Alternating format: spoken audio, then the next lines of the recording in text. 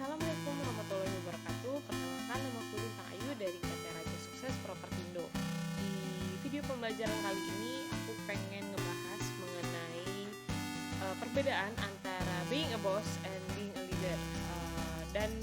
Materi yang aku sampaikan di video ini aku dapat dari sebuah artikel. Nanti yang linknya aku kasih di bawah, barangkali teman-teman mau langsung baca insight-nya dari website tersebut boleh, atau mau nonton video ini juga boleh, nggak apa-apa. Soalnya di video ini juga aku selain dari artikel tersebut, aku dapat materi ataupun contoh ataupun inspirasi dari orang-orang di sekitar aku yang sudah menjadi leader ataupun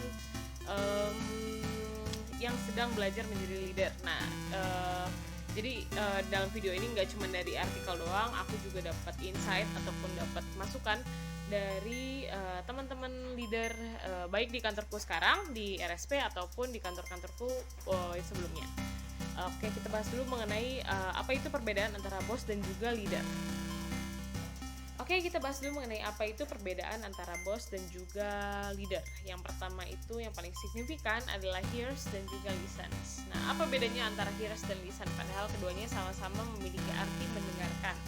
Perbedaan itu di pengenaannya. Jadi kalau misalnya hears itu dia hanya mendengarkan aja, nggak ada adjustment ataupun nggak ada action yang dia berikan ketika dia mendengarkan suatu info ataupun masukan ataupun keluh kesah dari timnya. Jadi kalau misalnya seorang pemimpin dikatakan bos itu, kalau misalnya dikasih masukan ataupun timnya berkeluh kesah sama dia cuma ngedengerin aja, nggak ada feedback ataupun action yang dia berikan terhadap timnya tersebut. Jadi dia seperti nggak peduli lah ya, istilahnya cuma ngedengerin terus selesai. Nah, bedanya dengan leader itu dia itu listen, dia itu mendengarkan, terus dia masukin itu informasi itu ke pikiran dia, dan dia tuh akan berusaha untuk memberi, kalau misalnya timnya berkeluh kesah ya, dia berusaha untuk memberikan way out. Nah, kalau misalnya tim yang ngasih sarannya, dia terima yang positif-positifnya yang bisa dia gunakan untuk upgrade dirinya sendiri juga. Nah, itu perbedaan antara being a boss dan juga being a leader. Jadi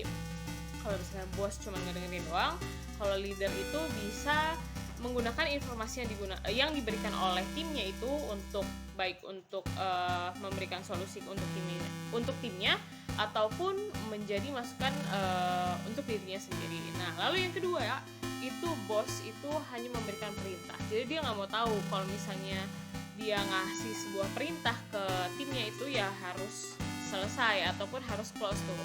Mau ada masalah ataupun ada kendala, dia nggak mau tahu. Pokoknya intinya apapun perintahnya dia itu harus bisa dilaksanakan oleh timnya. Nah, bedanya dengan leader, kalau misalnya leader itu memberikan perintah dan misalnya timnya memberikan masukan, dia nggak bisa menyelesaikannya karena ini itu, seorang leader itu pasti mau mendengarkan. Balik lagi ke tadi, dia mau listen, dia mau mendengarkan apa sih yang menjadi kendala dari timnya itu, lalu dia juga akan berusaha untuk memecahkan masalahnya, nggak cuman memberikan perintah dan istilahnya dan nggak mau tahu itu harus selesai. Nggak kayak gitu kalau seorang leader. Nah, kalau seorang leader itu dia mau reach out satu-satu nih timnya, apa masalah kamu, lalu apa yang bisa kita lakuin bareng-bareng untuk memecahkan masalah itu. Nah, itu perbedaan antara bos dan juga leader kalau untuk masalah perintah ya. Nah, yang terakhir itu yang paling signifikan adalah bos itu merasa dirinya ada di atas dari timnya.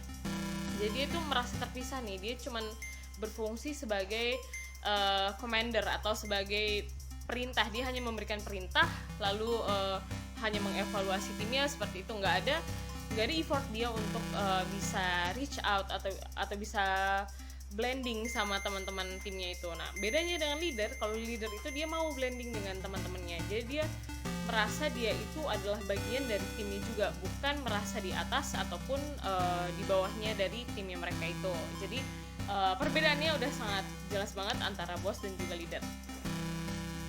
Dari penjabaran itu kita udah bisa tahu akan lebih baik seseorang itu ketika menjadi pemimpin itu menjadi seorang leader atau bukan menjadi seorang bos.